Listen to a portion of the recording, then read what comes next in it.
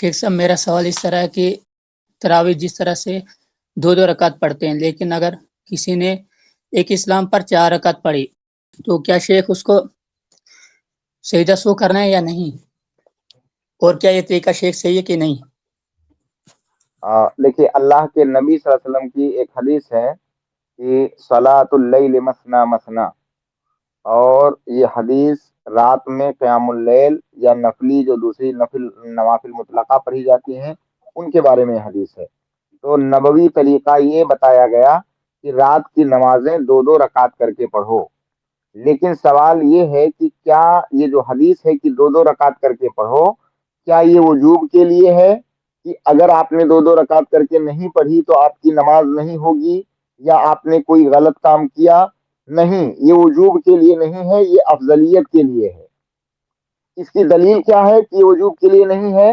क्योंकि अल्लाह के नबी सल्लल्लाहु अलैहि वसल्लम की एक हदीस है, हजरत आयशा की रिवायत है, जिसमें वो फरमाती हैं कि काना युसल्ली अरबान, क़यामुल लैल के बारे में, काना जी युसल्ली अरबान फला तसअल अन हुस्निहिन्ना व तूलिहिन्ना। नबी सल्लल्लाहु अलैहि वसल्लम 4 रकात पढ़ते, उनके हुस्न और तूल के बारे में मत पूछो, यानी बहुत अच्छा, बहुत लंबा पढ़ते, बहुत अच्छे से पढ़ते।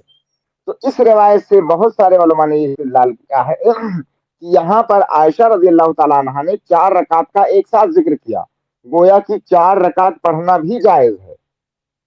जी लेकिन अल्लाह के नबी सल्लल्लाहु अलैहि वसल्लम का जो गालिब अमल था, और जिसके बारे में कौली हदीस भी है, जो अभी मैंने थोड़ी देर पहले बताया कि सलातुल लैल मसना मसना, वो यही है कि दो दो रकात करके पढ़ा जाए। लेकिन अगर किसी ने 4 रकात पढ़ लिया एक साथ तो उसकी नमाज सही है, इस हदीस की बुनियाद पर जो है आयशा की है, और जिससे बहुत सारे उलमा ने इस्तेदलाल किया है कि 4 रकात पढ़ना भी साबित है।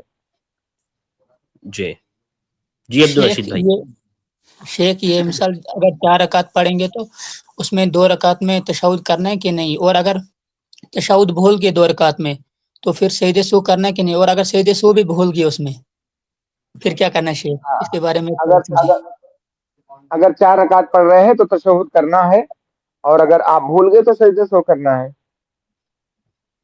जी शेख अगर सजदे सो भी भूल गए, नहीं, सजदे सो भूल गए तो उसके लिए कोई सजदे सो नहीं। लेकिन सजदे सो भूलने वाले की एक हालत ये हो सकती है कि अभी वो मस्जिद के अंदर ही है, या मस्जिद से अभी निकल ही रहा था, उसको याद आ गया, वो पलट के जाए सजदे सो कर ले। लेकिन अगर वो मस्जिद से निकल गया, अपने काम धाम में लग गया, बाद में उसको याद आया कि मैं तो सजदे सो करना भूल गया था, मुझसे गलती हुई थी, फिर भी भूल गया था, ऐसा आदमी फिर पलट के सजदे सो नहीं करेगा।